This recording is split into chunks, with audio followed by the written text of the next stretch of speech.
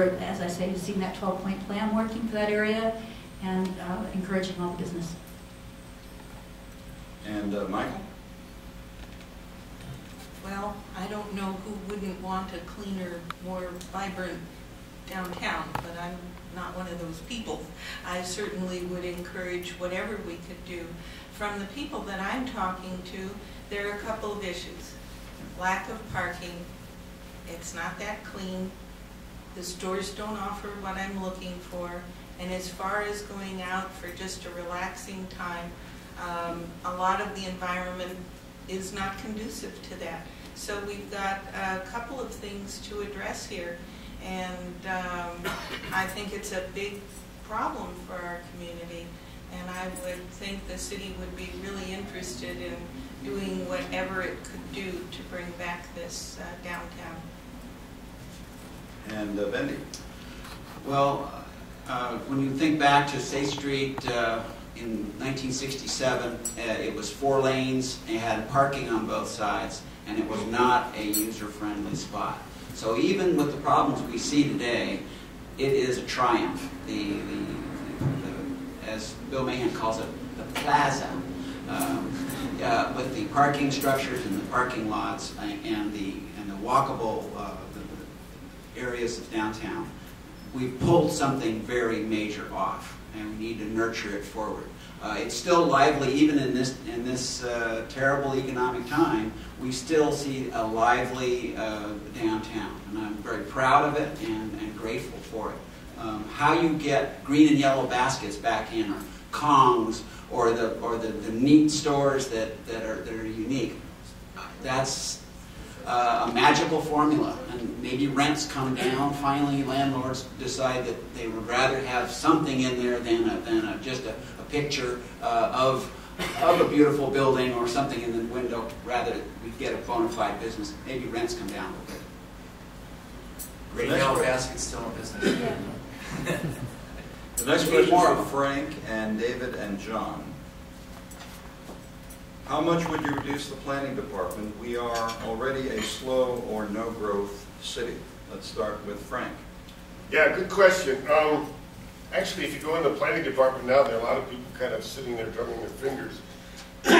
It takes a year, the city estimates, for instance, a rebuilding permit to be issued. Imagine if you were burned out of your house, and maybe some of you were in the last 2 fires. You have to take a year in planning and a year in construction. So you got to rent somewhere. Meanwhile, your insurance clock is ticking. In 2 years, it runs out. The description of the planning process now is digging a tunnel. You go until you hit an obstacle. Until you get that one done, you can't go any farther. So I think that we should make our goal 50% of what it is now, that people should be able to get permits over the counter, or whatever you want to call it, in 6 months. Not only would that enormously help people with problems like the fire destruction, but it would stimulate our construction industry also, and really start to revive the economy and have a real effect on local businesses, furniture, whatever. The last thing I should say is I can't believe your stamina that you're still here. David. Well, I did not hear an answer to the question there in Frank's remarks. The question was about how would you reduce the planning division or community development department.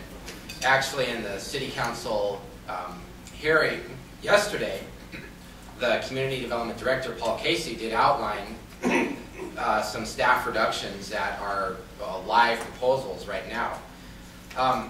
If the number of applications was slowing down, or if they take too long, it doesn't match up with wanting to get rid of staff who would speed up the application process. Really, we have high standards in Santa Barbara. That's why we are a special community. Ramming through things, overlooking details is not the path to success, which will make people want to come here and keep our own high quality of life. I don't support bad planning and slashing staff just because some people don't like dealing with them. It's a question of leadership and management from the top, where the council has to set the tone for the administration and the department directors to have better public service, and the staff can't be lazy. They need, as the stories are out there, they need to process things promptly, be consistent, and do a good job, because we all pay a price to live here, and we expect high service from city employees. And John? Over the last 60 years, Santa Barbara has grown at an average rate of about 1% per year, which means that the population will double every 72 years.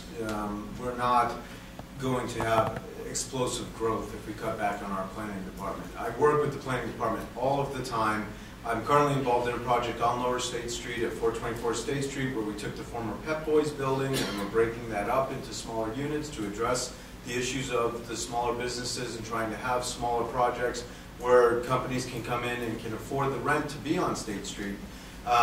The major problem with the department is that there are too many departments that overlap. We have to streamline the process.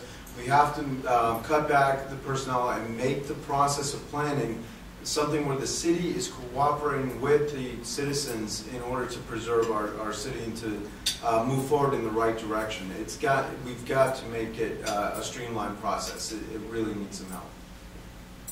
All right, we'll do one more question for Grant, Kathy, and John. The majority of hospitality workers make between $9 and $13 an hour. If tourism is going to continue to be an important part of the economy, how will you provide housing for this income level? Let's start with Grant. Well, even before I answer the question, I just want to thank you all very much for being here this entire time. It's been a long go, and I think these are the kind of questions you should be having people like us who want to be on council answer. I would say, to answer a specific question, we're keeping that relationship with the housing authority is the most critical thing for that income range. And this is where my concern is, because we're going to see the redevelopment agency phasing out soon. And when that's gone, a huge source of our funding for a housing authority is going to disappear. So we need to work creatively over the next 3 years to make sure we have another new source of funding somehow or another for that. And I don't know what it's going to be, but we've got to keep up that effort. Without it, I really fear that we're going to let a lot of our employees down. So that's the most important thing. And just lastly, truly, thank you all very, very much for being here. I really do appreciate this opportunity. Hopefully we get people out to vote. Kathy? Yes. I think that since we know that the housing authority is going to be phasing itself out, I think we need to look at more creative solutions. We need to look at planned giving. We need to encourage people to be donating their property to the housing authority so that there will be a possibility of having land banked to build housing. I think we need to look for federal stimulus funds. We need to look for being able to get federal stimulus funds to rehab existing buildings. We also need to be doing more to encourage rental housing. I think if we are creative and we put all these together, that we know we need to house some of our service workers, and we can do it through adaptive reuse of our existing buildings, and we can do things that will not negatively affect the character of Santa Barbara. And John? It's a very important issue. We do have to provide an infrastructure for our service workers. It's not just a question of housing, it is a question of transportation as well, because we do recognize the fact that we have jobs and housing imbalance here. The point was made earlier that 58% of our community is renters. We do have to work with the provision of safe and appropriate rentals in the downtown corridor so that our service workers can come and live close to work. It is a massive issue that unfortunately 30 more seconds of the day won't allow me to address. So I also want to reflect on behalf of everybody here how much we appreciate you having this forum, and we appreciate getting the opportunity to talk with you, and we do look forward to serving you. Well, if serving on the City Council is a trial by fire, certainly the last 2 hours in this somewhat warm room was a good preparation for that. Join me, please, in thanking our panelists.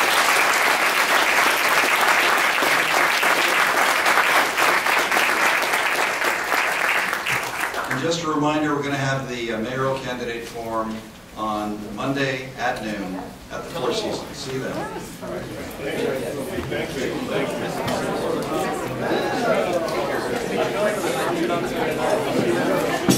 party.